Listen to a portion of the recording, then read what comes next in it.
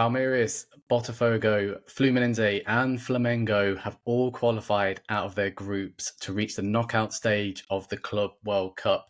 This was a huge achievement for Brazil, perhaps even South America as a whole, as a European audience was able to witness what we speak about so passionately on this podcast all year round. If you are new here, welcome. This is a podcast where we learn more about South American football, specifically Brazil. And to regular listeners, that group stage must have been so sweet as that Brazilian quartet dominated on a global scale. Jess is with me to break it down. But Jess, the first question I want to pose to you really is, what does this success mean to not only the four teams and their fans, but Brazil as a whole? Because a European audience have been taken back by how good they've been. Yeah, I think it's just, from what I've been seeing in the media and people talking about it, it's just a sense of pride, I think. Obviously, Brazilians love football, and we all watch a lot of leagues and European league. They're like, the Premier League is such a huge league here in Brazil. We have a lot of fans. But we're very passionate about our league, and we feel that obviously sometimes people kind of underrate the league a little bit. It's just like, oh, it's just a Brazilian league, or it's just in South America, or this player won't be able to translate to European. And I think that we need to find a middle ground and to see how far and how great the teams performed, and to see people taken aback a little bit that maybe didn't watch the league as closely or didn't know much about the players. To see that sort of impact is great, to show that there's a middle ground here, that of course, no one is saying that the league is as strong as some of the top 5 leagues in the world or anything like that. And there's all the adaptation process when you're talking about a player moving and all of that. But as I said, you can't just, put it to the side and say the league is without quality. And so there's a lot of competitiveness within the league. Is a very physical league, as we've seen. And now in the Club World Cup, I think the way that the Brazilian teams were able to deal with the physicality of it, both in terms of body to body, but also with the heat and the temperature that they're dealing with in the Club World Cup is a big statement. And perhaps we'll talk a little bit about how some will still underrate and try to find justifications, whether or not it's because it's the beginning of the league, and we'll get into it more. But even, as I said, taking all of that into the account, taking all of the justifications or explanations, it's still something to be proud of. I think, the Brazilian team show a style of play, showed that, particularly if you're talking about Flamengo and how Filipe Luis sets up his teams, that there's something there, right? There's quality there. There are quality players. And I feel like, talking to people that I've heard, and I'm sure you've got the feedback as well. People saying, "Oh, I'm intrigued," or "I want to know more about this player or about this club," or "I liked how Felipe sets up his team. I want to watch more about of Stevan or Arias, and where can I follow up?" Or from people that follow the pod and as you said, are just happy that the things that we are talking about were able to translate so well to a major audience. So I think that's the huge feeling right now, is a sense of pride and, in a way, belief, because as we've talked about in previous episodes, there's this disconnect with the national team, and of course it's not the same, but we're talking about Brazilian football. And so it's the sense of, okay, maybe we're not as bad as some say, or not as bad as we feel, and we can be proud. We can go back to where we were, or at least fight to be recognized as such in an international scale. And so it's just positives from a Brazilian perspective anyway. Yeah, I think Carlo Ancelotti will be looking at this tournament, and maybe he doesn't have to always select European-based Brazilians, because they've all shown up, and we'll definitely dive into a fair few on this particular podcast, which I've been desperate to jump on and do ever since. Every time there's been a positive result, I'm like, this podcast is going to be so good to dive in and talk about. And I just want to touch on there where you said about a European audience and maybe looking at this a little bit negatively, where they're coming into this tournament tired, where South Americans are still fresh because they've only played 15, 16 games. I personally don't agree with that statement, maybe because I'm more biased towards the Brazilian teams. But if we look over the last 12 months, the four Brazilian teams have played the most amount of games out of any team in this particular competition. And when a Euros or World Cup comes around, every time a nation loses, we don't turn around and say, "Oh well, they've all had a long season." Like, we don't look for excuses in major tournaments, and this is the equivalent of that. So, yes, potentially the South American teams have played less games, but they've still been traveling, Libertadores, Sudamericana, all that sort of stuff. Like, they have to travel, they have to play these league games and cup games every 3 or 4 days. So yes, they may be fresh or fresher than a European team, for example. But I think that's a poor excuse and maybe a bit of naivety towards the Brazilian teams. Jess, what's your thoughts on that particular argument? Yeah, I 100% agree with you. I think, as I said before, like the middle ground, right? Where we stand.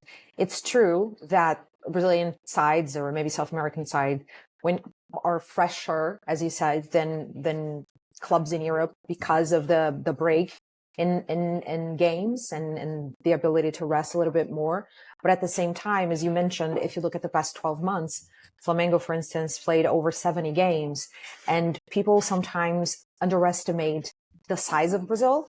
And if you're talking about let's say Flamengo, for instance, when they come up to play my club here in the northeast, it takes us a little bit over 3 hours by plane, and so and we're talking about Rio to Ceará, but if you think about Rio to South and to play Grêmio or Inter is something that also impacts, and that's without even talking about, as you mentioned, Libertadores. So there are different elements that sometimes people don't take into account. But even if you completely agree and say that it's a valid excuse, obviously you're talking about different points of the season, as you mentioned. I don't think that alone is enough to disqualify what the clubs are doing, particularly if not only you look the way like Botafogo has been playing or Flamengo have been playing, but also the investment, right? We're talking about clubs like if you look at the Premier League with millions and millions to invest, and surely those clubs, you should look at them, and if you're talking about excuses, you should look at them and say this club or that club with millions of investment should not be losing to a club in a lower league per se. So that's if you're just trying to look at excuses. But personally, I think we should just look at what we've been seeing on the pitch and how the clubs have been performing, and just how the Brazilian teams are taking this competition head on, and how the players seem to just want to showcase to the world that they can do this. And I think there's this, we talk about beliefs amongst Brazilian fans, but I think we are seeing the belief within the squads, right? If you look at Botafogo and how we were talking about them before the Club World Cup started, and how I remember I said, oh, I maybe can see them getting a draw against Atletico, and you kind of made fun. Oh my God, people are going to come for you. And I couldn't even imagine them getting a result against PSG. And Yeah, so you just see them just go for it, fight for it. They realize how big of an opportunity it is, both like in terms of the window market, but also recognition, as you mentioned, for the national team or for whatever it is, and to make the fans proud. And I think Brazilians have taken this competition on as well, and we've seen them, going to the stadiums and the fans following the club, in the US, and it's just been fun. absolutely. I started the last podcast with you asking whether a Brazilian team can win it. I'm going to park that question, but I'm going to put it at the forefront of your mind because I'll come to it later on. But we'll try and keep it more positive for now. I don't want you to say no just yet. But let's dive into the teams. We've briefly touched upon Palmeiras, so let's start with them. And I think both of us, this is the only prediction where we nailed it in terms of we thought Palmeiras could top this group and they could easily qualify, and they did. Obviously, the group may look slightly weaker compared to the likes of Botafogo's, for example, but to draw with Porto in the opening game, which in theory, they absolutely dominated. Got a good result against Al Ahly, which was deserved. And then the Inter Miami game was quite chaotic. Showed good signs what Palmeiras can do on the break, but also bad signs defensively, which we haven't become accustomed to. So maybe a slight concern heading into their particular game. But as a whole, Palmeiras, when I say Palmeiras impressed, it's a case of impressing Abel Ferreira's way, because we both said that he likes to win ugly. If he's not going to win a football match, he tries to make sure he doesn't lose it. So I think outsiders can be quite frustrated, and even Brazilians and Palmeiras fans can be quite frustrated, because the players at his disposal in the final third, wow, he has so much to choose from. But he's more about building a base at first and can we nick this 1-0 and hold on? That's his particular style.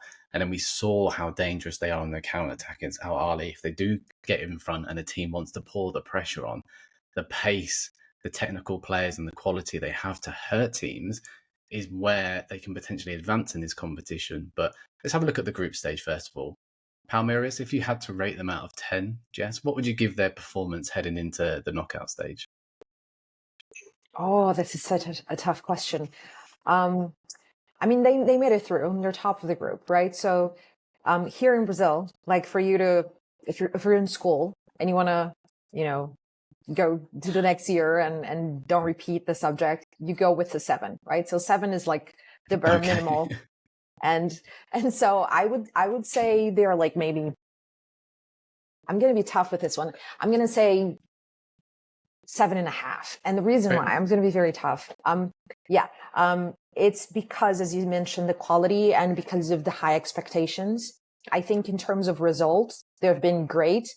But in terms of performance, out of the 4, I think they're the one that kind of lacked a little bit, specifically in their last game. As you mentioned, Vega is not in a good form at the moment, and they really missed Aníbal. And so the Palmeiras fans are very frustrated when it comes to Abel. And I think for us, or for people that are not Palmeiras fans, it's a lot easier to take a step back and say, oh, but they get results and that's what you want. Even more so if your club or the club that you support are not getting those results, and you can just say, oh, I wish but for the fans, I think they're losing patience when they look at the amount of quality that they have. And the feeling is that Abel right now at this moment is not being able to take the best out of the players that he has at his disposal. And so I'm going to be tough just because I think that they can, and I think they will show more. We're going to talk a little bit about the game that they're going to have against Botafogo. And Botafogo for me has been actually the entire opposite, because they have been the most impressive to me, maybe because my expectations were a little bit lower when it comes to them. But yeah, I'm going to say 7.5, because like they did their duty. They got through, they topped the group like we expected them to. And I will point out that the game against Porto, I could see definitely what you mentioned about, okay, if you're not going to win, at least do not lose. And I think that translated perfectly into the substitutions, into the way that Palmeiras played throughout the game, where I definitely think that Abel was kind of satisfied with the draw. I think that he felt that was a good result, even though we all felt that Palmeiras could push for a goal and get something out of that game. And as you said, they absolutely dominated. In my opinion, it was their best performance, even though they did not win when it comes to the 3 games and how they dominated the game. But again, just a man that gets the results, and then they're through. And now Brazil against Brazil, and they're definitely going to have a chance to qualify. So we're going to see. I think the strength in depth they have is proving strong for them, in terms of he can make 2, 3, 4 changes, which we are seeing because of the heat and the time of these games. It's obviously extremely hot in the US. Clubs are maximising their substitutes, but the players in which he can bring on, he's been resting Facundo Torres and bringing him on. Paulinho has had good stints as well. I've been really impressed with Alan. I've not seen too much of him before this tournament, and he got a really good assist against Inter Miami. He looks really pacey and strong. Another player that they've produced in the academy who was scoring for fun but has just adapted to first team football incredibly well. But a question for you, Jess. Esteval, who has picked up a couple of superior player of the match. We'll just call it player of the match, won't we? He's picked up a couple of those in his first two matches. What have you made of his performances so far? I think he's been okay. I think he's been trying incredibly hard. I think you pointed out previously that he needs to be put in the gym, and I think that's been quite evident. But we've seen sort of flashes in the pan of him being able to be direct, and we've seen little runs here and there where all the quality we've seen in Brazil, we've been sort of wanting a European audience to see. I think Europeans have tuned in thinking they're going to see a masterclass every time he touches the ball. But this has been quite an interesting learning curve for him against European opposition and teams that he wouldn't normally face. But how do you think he's performed? Do you think he's grown into the tournament? I think again, there needs to be like an objective evaluation. As you mentioned, people just come in and think they're going to get prime Neymar every time that he touches the ball. I completely agree with you in terms of there were glimpses that you just saw that the amount of quality that he has in certain passes and key moments and dribbles. So I think that he has shown enough where people can look up and say, okay, there is a player there. There's something different about this. But he hasn't been at his best, like by a mile. Like we absolutely have not seen the best of him. As you mentioned, he's been okay. In my opinion, he has good games. I don't think he was the player of the match or should have won the player of the match when he won it. I'm going to be completely honest with you. I agree. I think Alon was absolutely fantastic. Anibal for me was one that always caught my eye and controlled the midfield a little bit. But when it comes to Sevon, for me, what I like about it is the fact that one is the experience and the fact that even though obviously the physicality is that aspect that we keep talking about that he needs to work on, he needs to improve, there's the side where you just look at him against European opposition, against Porto, and say, okay, he can do this. He can hold his own. He's not afraid. He tries something. And also throughout this tournament so far, we've seen him playing a lot on the left as well, which is something that he did do. But even throughout Porto, right? When you're looking at the match against Porto, where he played both on the left and on the right, like the difference is night and day. So, I mean, obviously he's joining Chelsea soon. And it's one of those things where you say, okay, if needed, he has the quality, he can do a job on the left, but you have to play him on the right. He's a completely different player on the right. He can shoot and just create more with his left foot when he is playing on the right. And it's just something that I just want to don't play him out of position at this moment where he is developing. And it's something that I'm asking for Abel, because it's not because he has to play him on the left. He has players that can do a job there. So, just looking towards maybe him acclimatizing. I think Stevon gave an interview where he said that he is finding like a little bit hard to focus because it's getting closer and closer to his move away. And obviously he's a young kid. So people had their criticism about this interview, by the way, saying, oh, so don't play him and all of that. But again, this is a young kid fulfilling a dream, playing against the likes of Messi and Luis Suarez, and looking up at European, top clubs and in this tournament and saying, oh, I'm going to be joining them, I'm going to be playing Champions League and doing this and that. So I think it's natural where he's just finding his footing. And I actually think this is going to be a great experience for him to just grow into more and to believe in himself. And yeah, as I said, I think there's a lot more to come from him, hopefully in this tournament. As you said, good performances for him. People have been way tougher. It's particularly Palmeiras fans saying that he has been abysmal. I couldn't disagree more. I think he's been really good. But this is also something I want to talk about with Brazilians, and something that we've seen sometimes, unfortunately, when a player is close to leaving, or when they don't hit the ground running and get you 20, 30 goals and assists and such a huge promise. It happened with Enrique. It happened with Vini Jr. It's funny because when Vini, right before he went to Real Madrid, there was this narrative here in Brazil. And it's absolutely true, by the way, where people said, oh, he won't even ever play for Madrid. They're going to buy him. He's going to be on Real Madrid B and he won't play at all. So there's also this, I think, almost because we expect too much of a young players too soon, and we just want results, and them to just perform at Ronaldinho level immediately. And so there's this little kind of distrust, maybe not to have a heartbreak almost. And I can definitely see it with Estevão right now, just the amount of pressure that the entire Brazilian media and fans, and not only Palmeiras fans, by the way, are putting in him and just saying, oh, he's not going to make it. Whereas a couple of months ago, everybody was saying, oh no, he is the next big thing, because he is, and the quality is there to fulfill it. So again, just be patient with him. The quality is there. He's going to grow. He is growing throughout the tournament. And I still have 100% faith that we're going to see more great things from him in the future.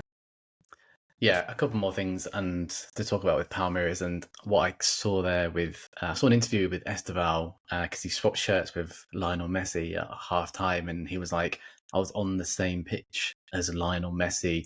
He was my idol, superstar. I sort of like choked up when I was seeing him move about on the pitch. And obviously he's still 17, like you said, the whole media is on him. And I think people who haven't seen him before, and we've been hyping him up, hopefully in a good way, European audience will watch him, and then if he doesn't turn it on against Porto in the first 45 minutes, everyone's going, well, he's overhyped again, he's not good. But the Club World Cup has pros and cons in terms of that. Yes, he gets seen by more audience and he gets an exposure of similar games to perhaps what he'll be playing with Chelsea, so he's not just thrown in the deep end. But if he doesn't perform to a high level, what we've seen in Brazil straight away, people jump on his back. So a little bit harsh. He's played okay. He still had this. Look, Palmeiras is still in the tournament. He has another opportunity against Botafogo, who we'll talk about very soon. But two more players I just want to talk about, maybe two or three actually, from Palmeiras, is for me the enigma of Richard Rios, who is continuously linked with European teams, Premier League moves, La Liga. He's moving into 24, 25 now, so you would think that this would be his opportunity if he is ever going to take that plunge and move across.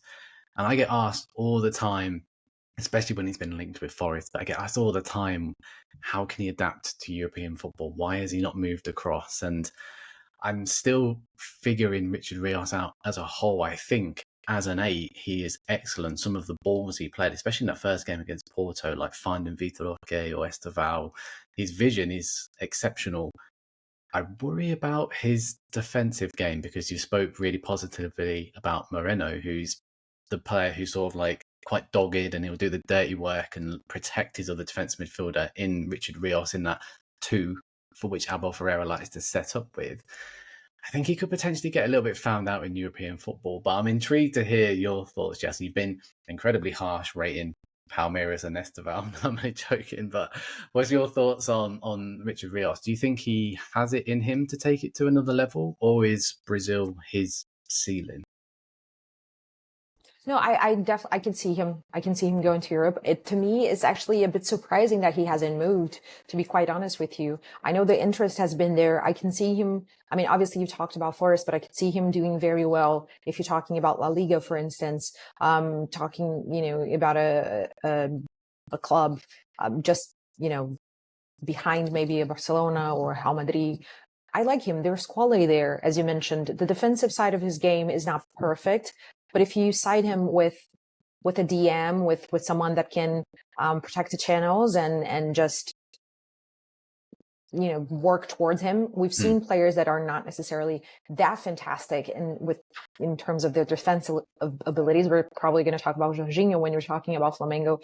He's played for Chelsea, for Arsenal, and he is considered for European football to be very slow. But when you partner him with the likes of N'Golo Kante or Kovacic, you can kind of sort of work towards a way to maximize the qualities that the player has. And for me, Rios has just this vision that is above everyone else. When you're talking about like the regular mind of a player, I think the quality is definitely there, and absolutely can see him going to the Premier League, to La Liga, even though I think he would fit a lot easier if you're talking about clubs in Spain. But I can see him going and doing a good job. And it's been actually a surprise because the links have been so continuous throughout the years, to see him just stay.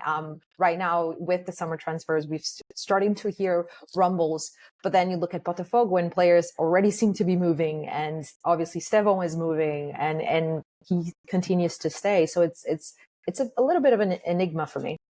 And if you think about how well he played at Copa America as well, he was one of the standout players for Colombia. So why didn't he get a move there? I think the fact that he's just continuously staying, negativity is creeping into my mind as to, is he good enough? Is he going to move? It'll be interesting to see And for sure. I think, unfortunately, there's this other aspect of the games that sometimes we as fans don't necessarily see, and that involves the finances and the age of the player and the fact that he is such an important player for Palmeiras. So obviously the fee wouldn't be as low as maybe other players. And so now we're looking also at Europe, looking at players a lot younger, and maybe for the clubs, it would make more sense to invest and to spend a little bit more money on on a potential, because they already have a settled squad. So go for a potential kid, and let them develop until they're ready. And so sometimes it's just of right place or right time, and maybe it's just of that, it's something out of that order for him.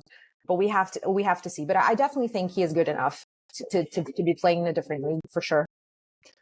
The last two players I want to talk about before we move on to Botafogo is Vitor Roque and Flaco Lopez, because I want to pose a question to you as who you would start in this next match against Botafogo, because Vitor Roque has almost been completely missing throughout this tournament. Maybe he's found life difficult being man-marked, and we're seeing Paulinho and Facundo Torres picking up the ball in deeper positions, or Maurizio, who we've not even spoken about, and who's been excellent. Who would you start in this Botafogo game, or who do you like the best? Because Flaco Lopez, he's quick, he offers the threat, whilst we saw with Al Ali in his goal, but he's also very strong in the air. And maybe Vitor Roque is just feeling the pressure to perform after what happened to him in his move to Barcelona. But a quick one from you, Jess. Who would you prefer to start in this game? Flaco, 100%. I'm also of the mind that, players, unfortunately, they are in form, they're out of form. Vito is unfortunately out of form. It's something that has been kind of a continuation of what we've been seeing with him in Brasileirão. And it's also one of the things that you just say how a bad move for such a young player, it's at such a critical age, can kind of make you step back for what it feels like ages. So maybe the move to Barcelona was too soon, or because of the fact that he wouldn't be an immediate starter or just be trusted to have enough game time at that moment where he needed to develop, he needed patience, he needed to be, and so he lost maybe confidence, timing, and now he's just came to Brazil and people are without patience because they want him to perform at the level that he was performing for Atletico before moving to Barcelona, and he's just not there yet. I think in Brasileirão, we've been seeing him slowly kind of starting to understand himself a little bit more, understand the team, work a little bit better with Stevão, and but he's still, and I remember us recording an episode a couple of weeks ago where we said he is just waiting for that switch, that moment, because we all know what he can do. He has proved himself in this league. We know that the moment that he has that switch and he has the confidence back on, he can start, build himself up. But unfortunately, that moment hasn't come. And the longer that it takes for him to get that moment, the tougher it will be because of the mental aspect, I think, of the game and the pressure and what everybody expects of him. So I think that I personally, I wouldn't start him. I think that he needs to just be on the bench, same as Vega for me. They've been out of form. Just play, in a must-win game. You play whoever is delivering the most at the moment in time. So that's who I would go for. I agree with you. Let's move across to Botafogo, a team who probably have outperformed all expectations, really. I'm already struggling for words. I've been so impressed with Botafogo. I'll hold my hands up and I'll throw you under the bus as well, Jess. We both wrote them off in terms of qualification, especially myself. You were slightly more positive. I didn't see it. I didn't see them getting past PSG and Atletico. I wasn't maybe slating the squad, which has gone through a huge transitional period. New manager, losing quality players like Thiago Almada, Luis Enrique, and adapting. But they were sort of growing in confidence, picking up a good run of form ahead of this competition. But I buried my head in the sand and I didn't want to believe it. But then they turned up and beat the Champions League winners PSG 1-0 with a dogged performance, almost very Atletico Madrid-like. They were in their group, but in terms of knowing how to defend, and then on the break, we'll break these players down a little bit more later on in the podcast. But Justin Savarino, Arta, and Iger Jesus, the relationship between those three has been so good to watch because they know how to defend as a unit and frustrate teams. But as soon as they pick the ball up off the opponents, as we saw against PSG, as we saw against Seattle Sounders as well, they know how to hurt teams on the attack. Similar to what we just spoke about with Palmeiras in a way. So it's going to be a really interesting matchup, and maybe they're going to cancel each other out. Who knows? But first of all, Jess, let's throw as much praise as we possibly can to Botafogo because they have been excellent. Yeah, 100%. For me, they have been the most impressive out of everyone just because of the low expectations. Yeah. As you said, not because we didn't believe in the squad, but because you look at the evidence that we had and the fact that, they started the season in Brasileirão not being able to play to their full potential. We weren't seeing the best of Igor Jesus, the best of Savarino, and we know that the quality is there, but it just wasn't clicking. And so it was amazing. Like, I think that the fact that they didn't face PSG or Atletico in their first match was huge for them because they managed to get them must win, the win that gave them belief that they could qualify because just need one result. And as you said, I was a little bit optimistic, not because I thought that that they would happen, but I could see like in a objective world, if the stars aligned, that they maybe could make a result against Atletico. But as I said before, I would never imagine them to get a result against PSG. I don't think anyone did. Maybe the most positive fan in the world thought that they could get something out of the game, and fair play to them. I definitely didn't. And so it was absolutely amazing to see the mentality that it went into the game. It was, in my opinion, their best game. It was fantastic how they set up. As we know, I'm a huge Savarino fan, huge fan. The fact that he got the assist, fantastic. And it was just great to see other He's people the that maybe unsung hero don't in know that him. Team, isn't he? He's so yes, unsung. Yeah. Absolutely. I invite you, whoever's listening, and maybe do not watch a lot of Botafogo, because obviously people will talk a lot about Igor Jesus and other players, but focus on him and what he does. I mean, he's fantastic. I'm a huge fan of what he does. I think he was my man of the match against PSG. Not many will agree with me, but he was. I think he was absolutely fantastic. Just happy to see people learning a little bit more about him. And with Botafogo, for me, I think maybe Forest fans, and you as a Forest fan, have a lot of reason to be excited. I know, again, people talk about ego, but for me, Jair, wow. What a tournament he is having. People will make fun because we love defensive targets, and we're talking about a center back, but I mean, fantastic, absolutely fantastic. Just composed. The fact that, he is like a monster, a giant in terms of the physicality. Like, he's not, you can count on him in the Premier League, but at the same time, just the quality of the pass, the weight of the pass, the way that he breaks the line with his passing, just fantastic to see. I'm very, very intrigued to see if the move materializes and if he does move to the Premier League, and how Forest play him, because wow, he is having a phenomenal tournament, and I hope it continues this development, and if it does, it's great for Brazil as well. So wonderful to watch. Yeah, I think you hit the nail on the head there in terms of them playing Seattle Sounders first, racing into that 2-0 lead, because they did wobble, they did panic towards the end once the MLS side got one back, but it instilled this confidence and belief in them that their results leading up to this tournament wasn't just good enough for the Brazilian league, that they could then compete against the best.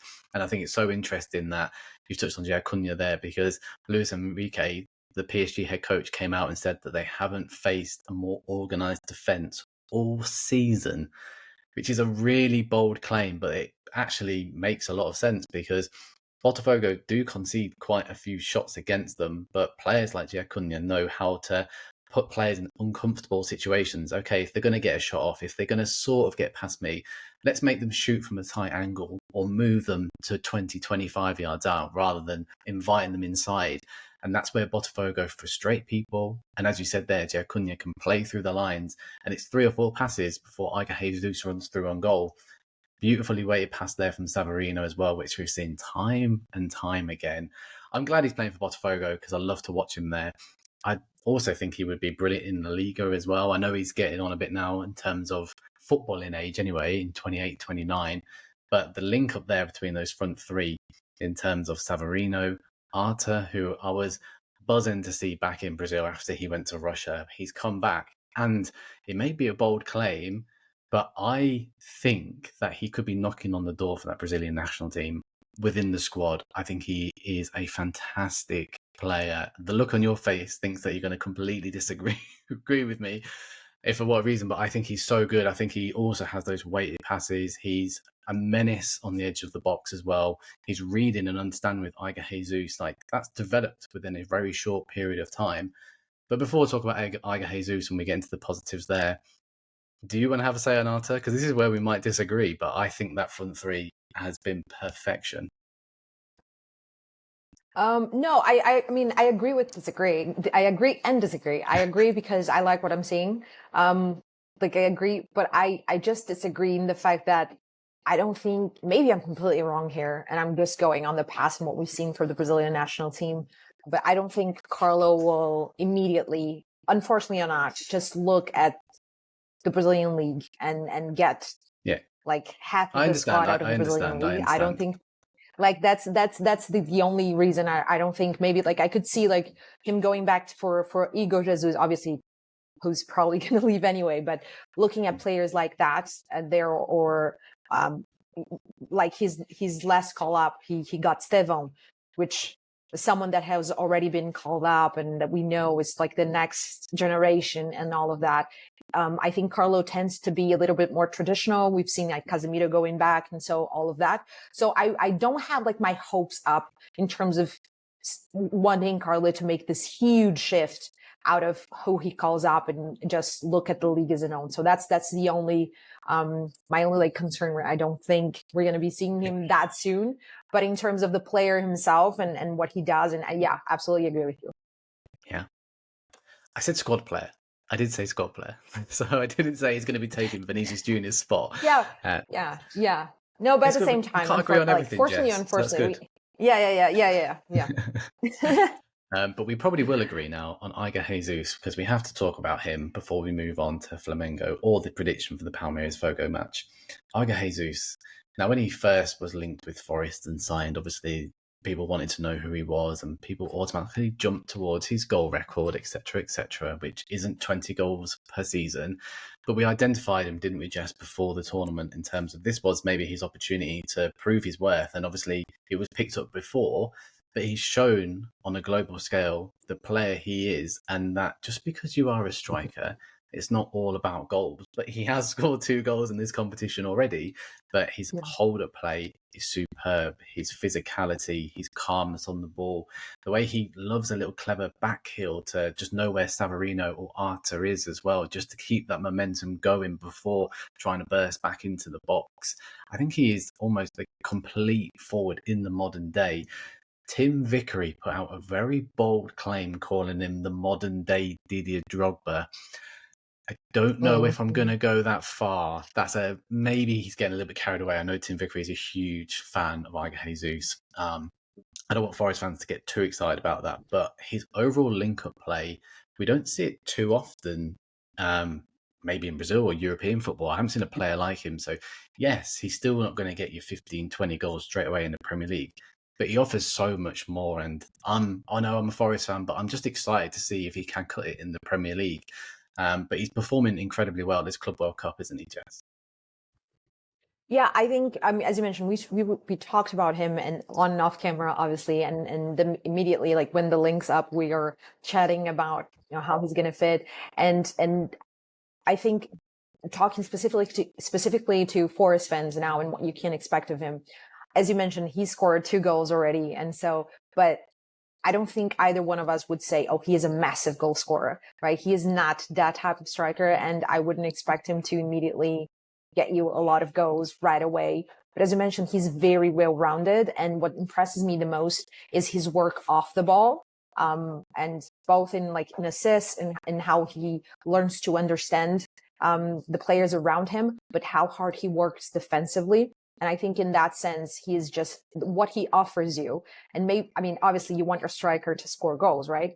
But he is one of those players, what you said, what he offers without the ball and when he is not scoring justifies the fact that you go for him, even when he is not in that goal scoring moment. Let me try to break it through. So if you look at a player like Haaland, for instance, who is incredible in front of the goal, will give you tons and tons of goals. When he is in a moment, because players are humans, right? And it's like life is like a roller coaster. So he's going to have phases where he is not scoring as many goals. What he offers, and now it makes you question, okay, is it good enough to just keep him in the side because he can score one goal out of whatever moment because of the quality that he has? Or is he just a player that's going to be, a body on the field, right? And so Ego is never going to be just a body. That's the reality because of what he fights and runs and defends and creates. And so what he gives you, even when he is not scoring, makes you go, okay, he is not scoring, but he's doing this and this and this. And he has something that I think fans, because they're passionate, are so easy to relate to is the fight, right? The fight for the badge, the cliche thing that we talk about. There are certain players and some players that have that little bit of thing where they just connect with the fans and give their all, and you just see it and you feel it. And he is that type of player. So I'm also intrigued, as you say, and I want to see what he does in the Premier League. But one thing that fans can be sure is that he's going to give 100%. He's going to give it his all. And whether or not it's going to work, we're just going to have to wait and see. But very good move for Forest, in my opinion, with the price, right? With the amount that's been quoted, it's just a no-brainer. So yeah, not the player that's going to be, golden boot and whatever. That's not his style. But still someone that can contribute, can be part of the squad, and offer you different options in attack. Absolutely. Just before you give me your Botafogo Palmeiras prediction, because I'm going to try and squeeze in Flamengo and Fluminense within the next 20 minutes. We got carried away talking about those two teams, but just a reminder for new listeners to follow the podcast across Apple, Spotify, and YouTube. It'd be greatly appreciated. And if you haven't rated the show yet, do drop us one across any of those platforms. It is free and it helps us grow, so it'd be massively appreciated. So, Jess, summarize for me. Botafogo, Palmeiras. I'll do my prediction first. I actually think it's going to be 0-0. I don't see the game full of goals. I think the way in which they set up, Abel Ferreira won't want to lose it. They both like countering against each other. They drew 0-0 earlier in the season when Botafogo weren't in a good place. So I'm going with a really boring 0-0 for this particular match within 90 minutes. Maybe Botafogo to squeeze through as an upset. I know I'm sat here in a Palmeiras shirt, but hey ho. That's what I'm going to go with. Jess, your quick prediction before we move on to Flamengo. My quick prediction is my head is telling me that Botafogo will go through because of everything that we've talked about. You haven't asked me to rate them, but out of 1 to 10, I would give them a 9. I think they've been fantastic. So everything it's pointing towards them going through, based on the performances that we've seen both of them. But for some weird reason, something that I cannot explain, my heart is telling me that Palmeiras will go through. So, I'm not a fan of either, by the way. I have my uncle is a Botafogo fan. My cousin is a Palmeiras fan. So I'm not like invested in this, but it's just weird thing that is telling me Palmeiras will go through against like everything logical. So we're just going to have to wait and see what happens. Well, one of us will be right from the podcast then. Let's move across to Flamengo, who I know you're a Chelsea fan, Jess, but that 3-1 performance from Flamengo was an outstanding turnaround. And I think the best thing about this Flamengo side is under Filipe Luis, who has only lost, I think it's 3 or 4 games now in almost 50, which is an incredible record. But they don't panic. Filipe Luis is the coolest man in the stadium, which is quite hard considering the heat wave and the conditions they're playing in. But Luis is showing why we have spoken about him before on a podcast. A very calm manager, but tactically brilliant. Knows when to utilize the high press, know when to get his players collaborating together. Not quite in the same way as Fernando Denise for Fluminense when they won the Libertadores, etc. It's not quite like that, but they like to play in pockets of space and they hurt teams as they did with Chelsea, and were also very strong with set pieces as well. And then did the job against the other two teams in the group as well, and qualified in top spot. And they've been punished because they've been drawn against Bayern Munich. But before we potentially talk about that, let's have some more praise for a Flamengo side who were they've just been excellent. I know this might hurt you, Jess, but put Chelsea to one side for a second and let's focus on Flamengo because they were brilliant, weren't they? No. Yeah. I mean, you're talking about me being a Chelsea fan, but it's actually something that I want to bring here because the fact that I was a Chelsea fan, I think kind of, obviously I know how Chelsea play. You know, I follow them very closely. I know the weaknesses. Obviously the minute that me and a lot of Chelsea fans saw the lineup, we were like, like what's going on here? Why is Rhys James in midfield? Why are you going with Gusto? And so there were a lot of questions. Obviously, I'm not saying this to take anything away from Flamengo, by the way. Incredible, deserve the win. And it's actually to highlight something that you mentioned from Felipe. Felipe is a very, very intelligent manager. He's someone that studies European football front and back. He knows who he is playing against. He studies the way of the play, the weaknesses. And we've seen from a Jorginho interview, after the game finished, how Felipe talked them through where he wanted them to play and who they wanted him to exploit. And if you look at their goals and how they set up, and the substitutions, right? So when Bruno came on and everybody was like, what is he doing? Like, why is Bruno, what? Like people would go like, no, it makes no sense. Why he's taking off? And then he scored, and then he scored again. And through the channel that us as Chelsea fans, for us, I mean, I'm talking about like for Chelsea fans, we know where our weaknesses are, right? We know like, oh, if they exploit this, I'm not going to be talking about Chelsea players. If we go and exploit this type of play throughout this channel and ball over the top and behind Gusto's backs and all of that, he knew that, obviously knew that. And he set it up at the right moment. Like the substitution came at the right moment of the game. And so for me, it's a testament of his quality. And yes, as a Chelsea fan, I was very frustrated with my club. But as a Brazilian fan, I was just incredibly happy and proud for Felipe specifically, because I actually take this win. Obviously, the players did their part. In my opinion, De Arrascaeta, fantastic once again. Bruno obviously won man of the match because of the goals. But I would actually give the man of the match, so to speak, to Felipe, because he outclassed Enzo Maresca 100%.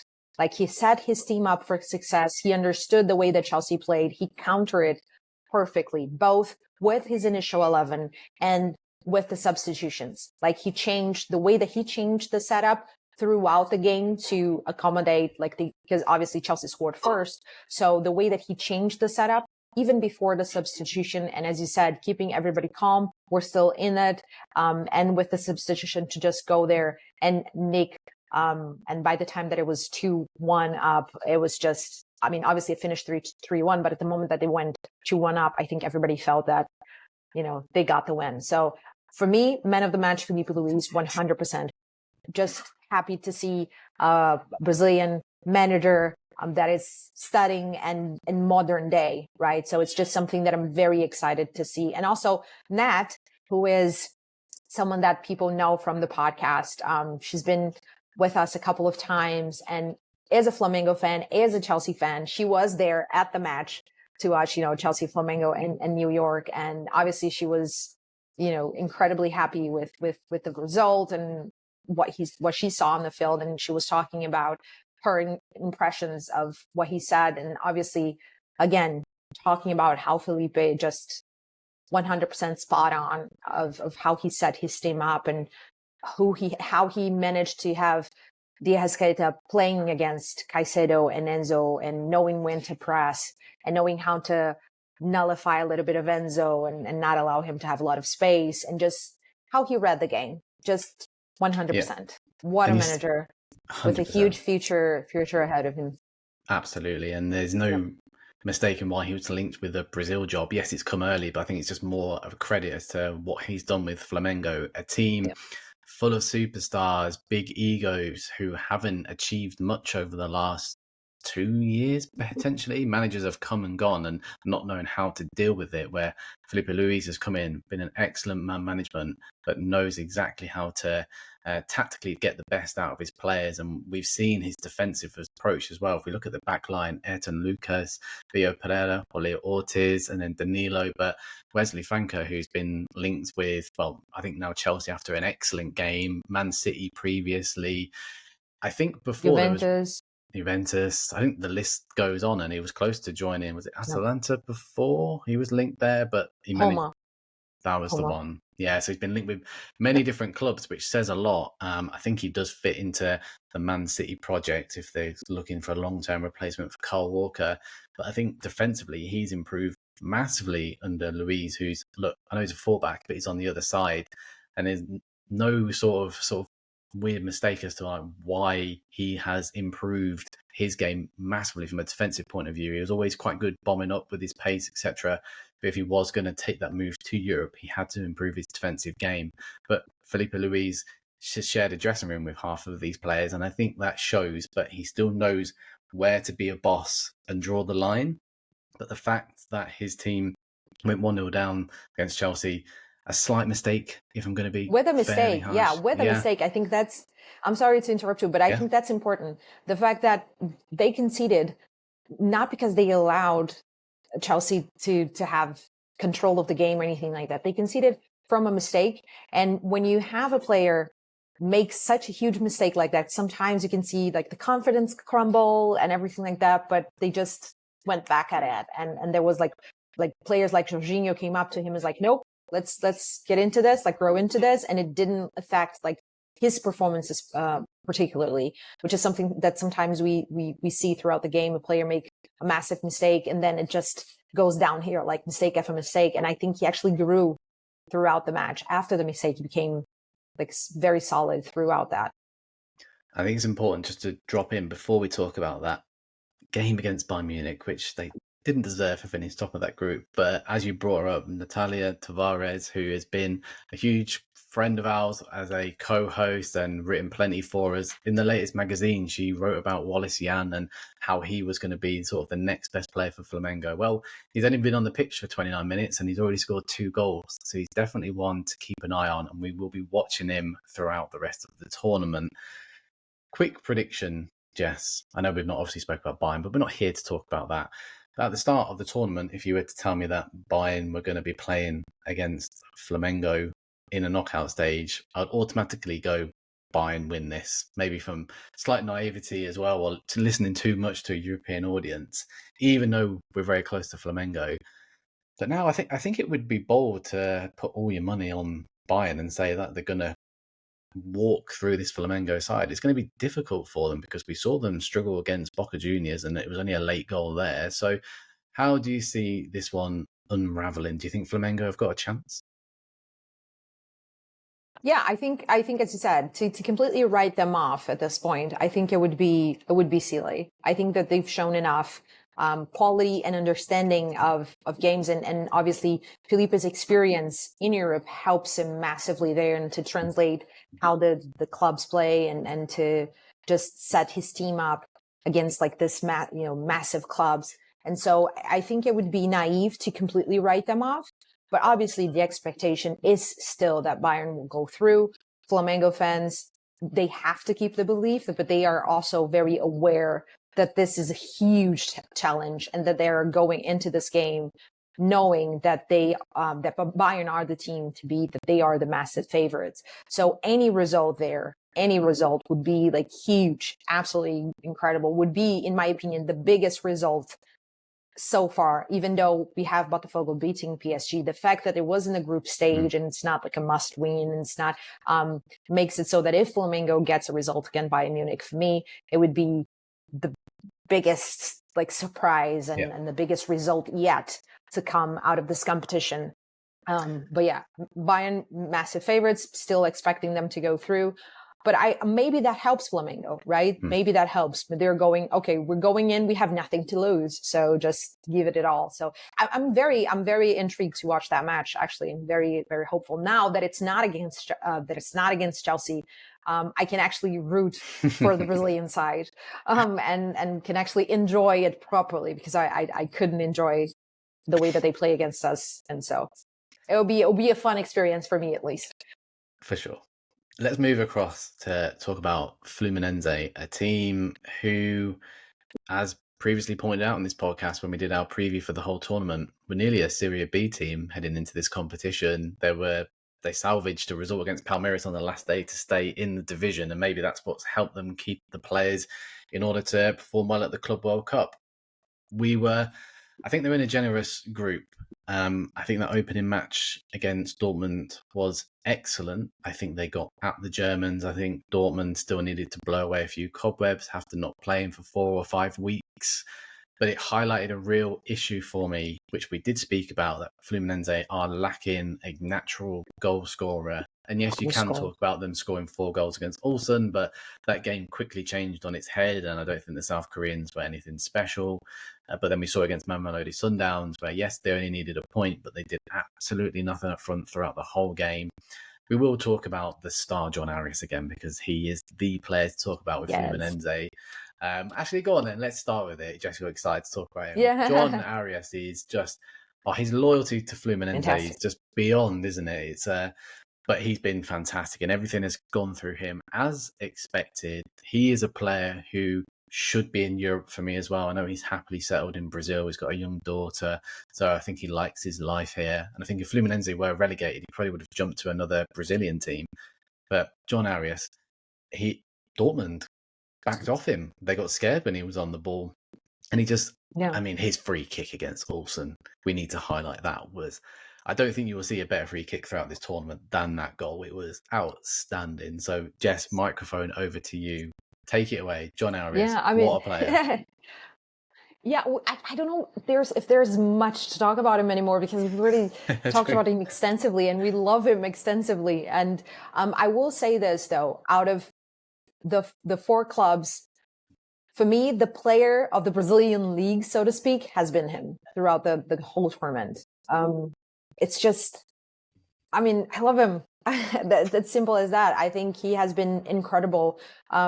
A lot of the fact that he obviously is not Brazilian, and maybe even people out Europe know even less about him because he is not playing for Flamengo, or he is not a Brazilian promise, like Stevão, who's linked to a move away.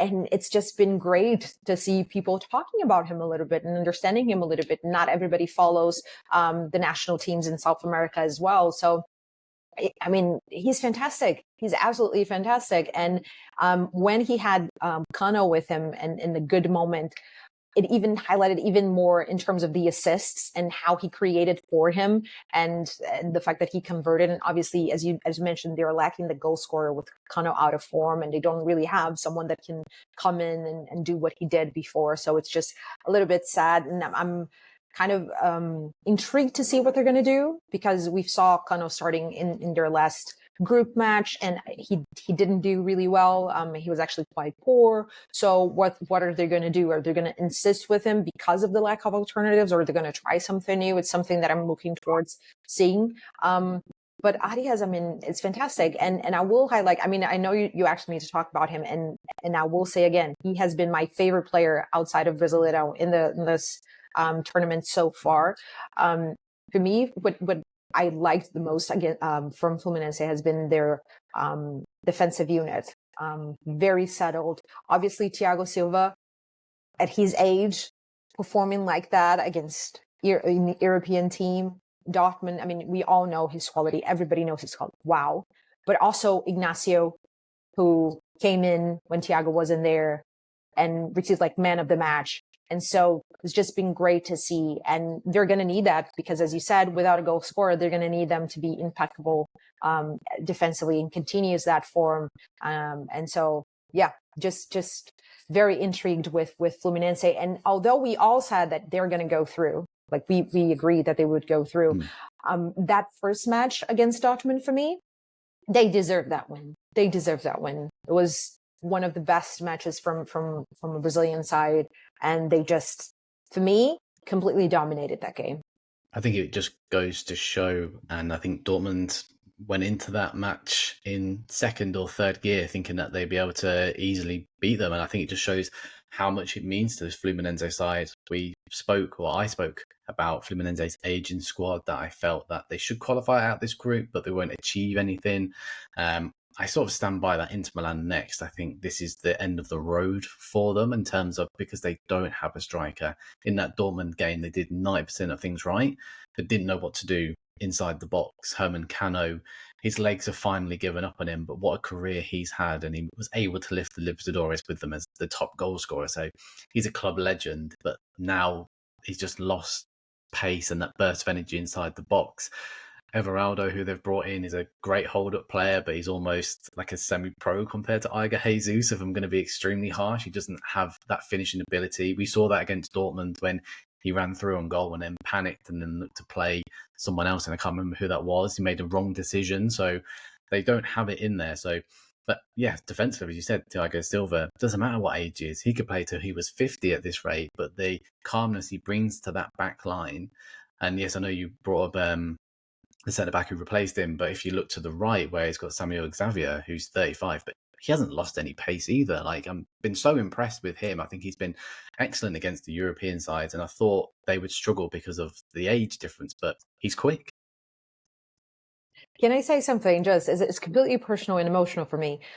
People won't know this, but I mean, you will. But Samuel Xavier, he played for Ceará, my club, my local club, and to me, it's just mind blowing actually to see him like playing against the likes of Dortmund and Inter Milan, because we are like, Ceará is a huge club in Brazil, but he is not like, if you're talking about the Southeast clubs, the big clubs who win, Brasileirão and all of that. And so it's just so wild to me to see him, a player that spent a couple of years with us and was fantastic and is a fan favorite here in my city, just go and play against like Inter Milan and Dortmund. And it's just, and as you said, play well. It's just, wow. It's been like, personally for me, it's been like a huge shock and experience, and it's just so delighted for him.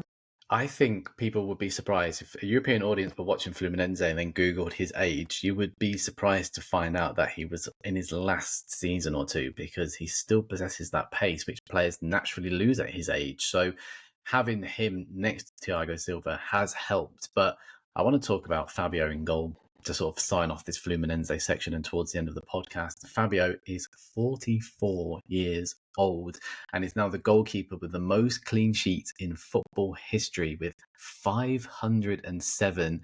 This was achieved at the Club World Cup against the Sundowns, surpassing Buffon of all goalkeepers as well, and is now only 14 games away from breaking the record for the most amount of games ever played, which is currently held by Peter Shilton at 1,390.